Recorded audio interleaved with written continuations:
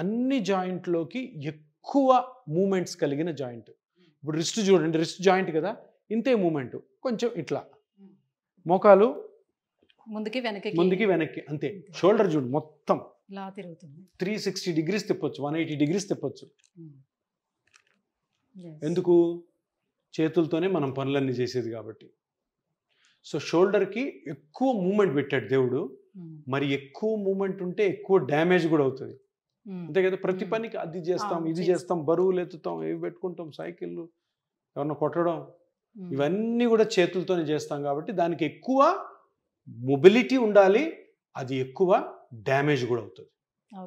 So అందుకని షోల్డర్ని క్షుణ్ణంగా పరీక్ష చేయాలి. ఏ డాక్టర్ అయినా కానీ ఏ స్ట్రక్చర్ డ్యామేజ్ అవ్వడం వల్ల ప్రాబ్లం వస్తుందో తప్పకుండా తెలుసుకోవాలి, దాన్ని ప్రాపర్గా ట్రీట్ చేయాలి. సో అందుకని first shoulder anatomy. Shoulder joint అంటే 2 ఎముకల మధ్యలో స్పేస్.